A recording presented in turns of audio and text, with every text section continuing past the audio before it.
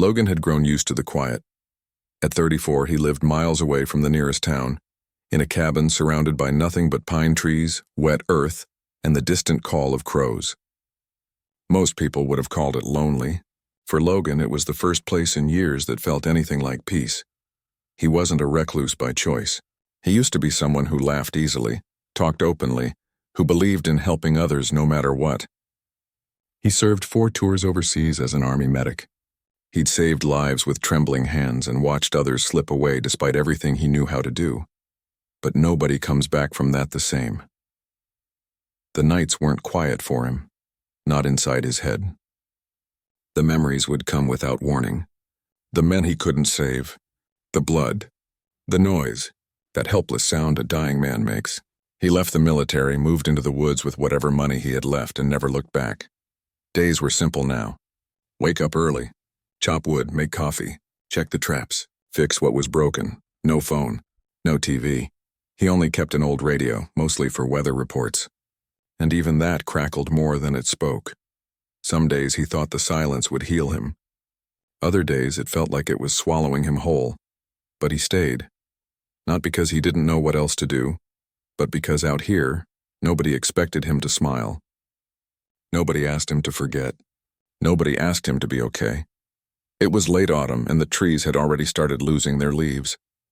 The wind carried a cold bite, and the forest grew darker earlier each day. Logan had just started stacking firewood by the cabin wall when he paused. That feeling again. That shift in the air. The kind that tells you you're not as alone as you thought.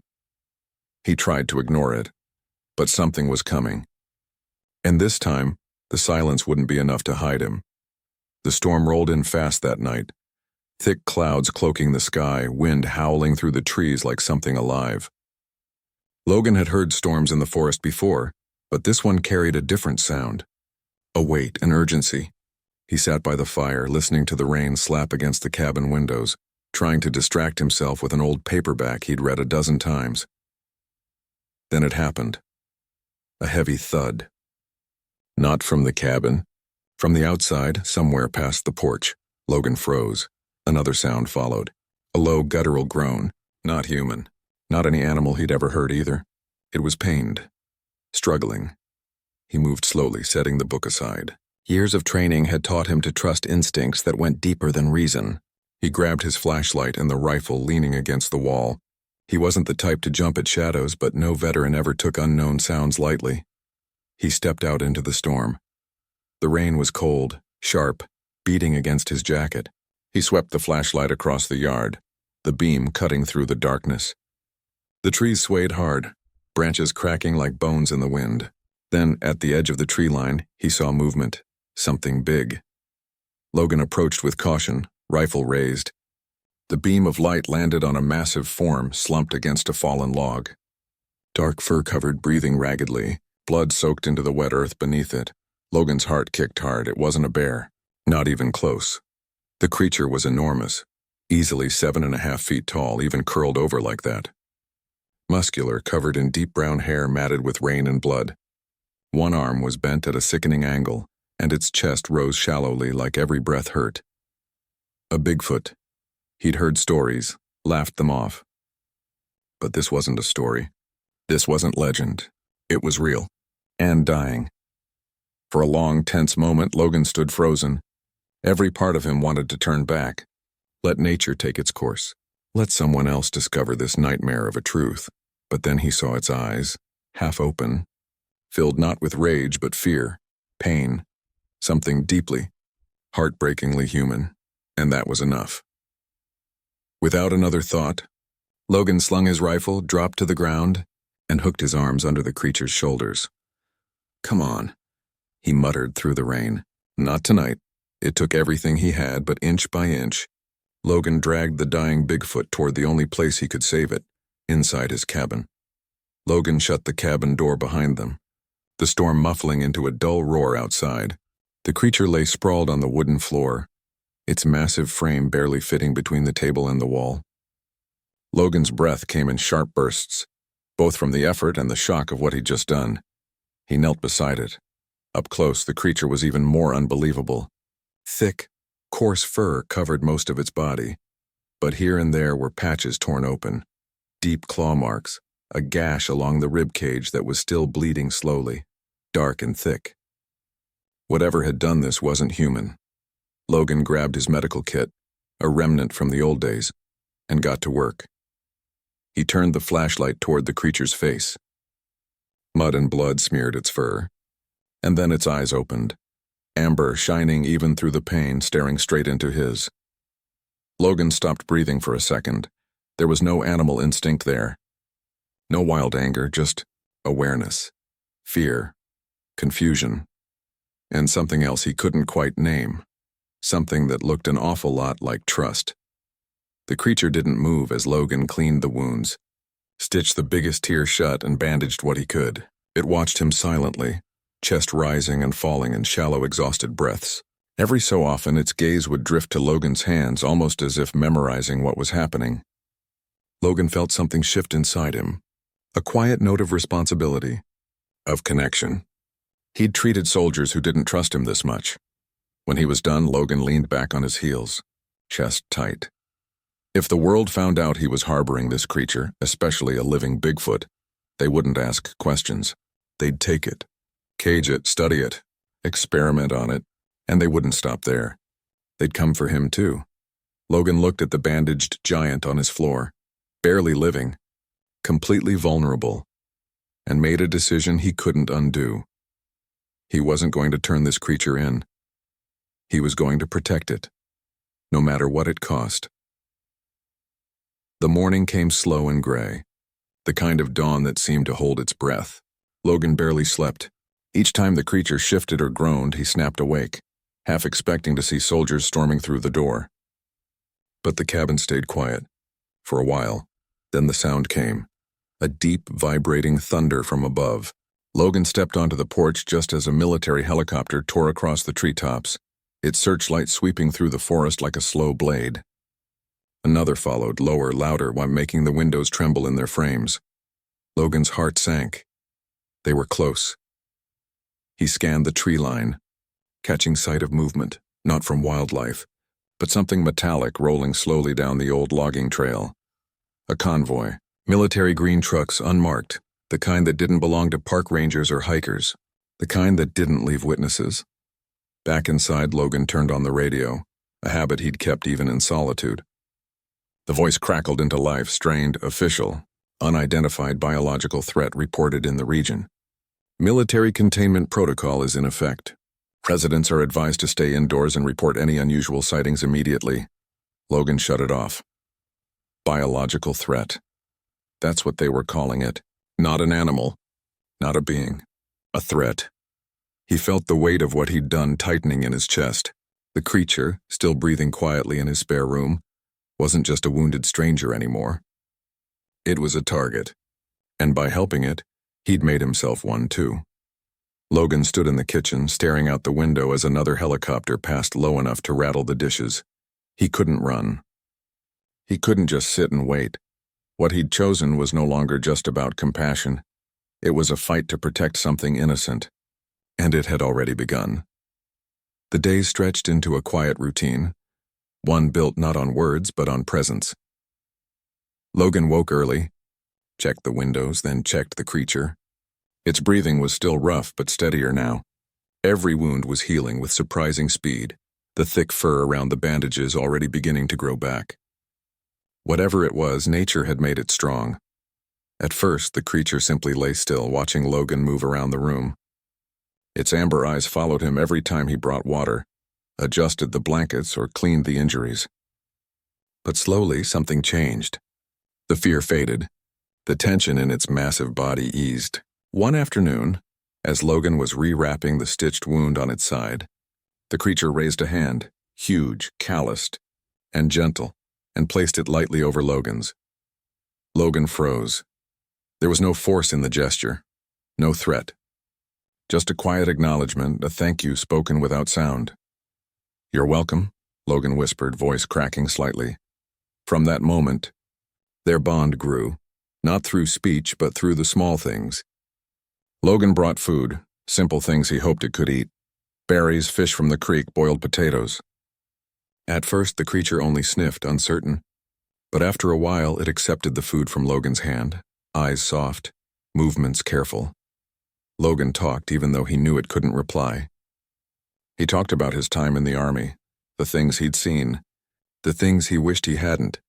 He talked about the silence he chose when he came here, and how empty it had felt, until now. The creature never interrupted, never made a sound beyond the slow, steady rhythm of its breathing. But it listened. Logan could feel that. It wasn't just surviving, it was trusting him. And in that silence, Logan began to feel something he hadn't felt in a long time. He wasn't alone anymore. Not in the world, not in the fight. And for the first time since the war, he felt like he had a purpose, one worth protecting at any cost. The first snow of the season came quietly overnight, coating the forest in a thin, silent blanket. Logan stepped outside at dawn to gather firewood, breath curling in the cold air. At first, everything seemed normal. The usual tracks of deer, rabbits, and the faint trail from where he'd hauled water from the creek. Then he saw them, boot prints, deep, deliberate and fresh. They led from the tree line straight toward the cabin, then stopped. Whoever made them had turned back, walking the same path out. Logan stared at the tracks, his pulse quickening. He hadn't had a visitor in months. No one should even know this place existed. His mind raced. Had they seen him? Had they seen it? He hurried back inside, bolting the door behind him. The creature was still resting, breathing slow and steady, its body filling the small living space with quiet warmth. Logan's heart pounded as he looked down at it, then toward the window. "They found us," he whispered. The next hour was a blur. Logan dragged a few crates in front of the windows, pushing old furniture to block the door. He pulled back the rug near the stove and revealed the hatch, the basement built into the rock beneath the cabin. It was cold, dark, and the only chance they had. "Come on," he urged softly. It understood. Slowly, painfully, the creature rose and followed him down the ladder, ducking through the small opening. Logan covered the hatch and replaced the rug just as a low, distant drone echoed through the trees. A helicopter. Logan stood completely still, breathing hard. Snow fell outside as the hum grew louder, then passed overhead. The world had just gotten smaller, and much more dangerous. The pounding on the door grew louder. Boots thudded against the wood, rattling the hinges. Logan's voice shook as he knelt beside the rug, hands trembling while he lifted it, revealing the hatch. "It's time," he whispered. The Bigfoot stirred in the dim basement, eyes glowing softly in the lantern's weak light. Its wounds had closed enough for it to stand, but every movement still carried pain. Logan helped guide it toward the narrow opening behind the furnace, a rusted cellar exit he hadn't used in years. It led to the backyard where the woods grew thick and shadowed. From the front of the cabin came the sound of splintering wood. They were ramming the door. "Listen," Logan said quietly. "You go, you don't stop. Stay low, stay quiet. Trust the trees." He pushed the metal latch. The door creaked open, letting in a curl of icy wind. The creature paused, turning back to him. There was no language between them, no words, just a long moment of pure understanding. Its massive eyes softened, almost like sorrow, or gratitude. Logan felt his chest tighten. "Go," he whispered again. "Live." With a final look, the Bigfoot stepped into the dark, disappearing into the forest, its quiet footsteps swallowed by the snow. Logan stood alone in the basement for a second longer, just long enough to feel the weight of what he'd chosen. Then he shut the hatch, kicked the rug into place, and climbed back up just as the front door burst inward. Floodlights and laser sights sliced into the room. Men in tactical gear flooded inside, shouting commands. "Hands up. Get on the ground." Logan stood in the center of the room, hands raised, but posture unbroken. "You won't find it," he said, voice calm but burning with conviction. "It's gone, and you're not going to hurt it." The nearest soldier stepped toward him, rifle aimed. Another cuffed his hands behind his back. The cold bite of steel lashed around his wrists, but Logan didn't flinch. He'd served once, believed once, but nothing they could do now would make him regret this. They dragged him outside into the flood of lights, boots crunching in the snow. Behind him, the cabin stood silent.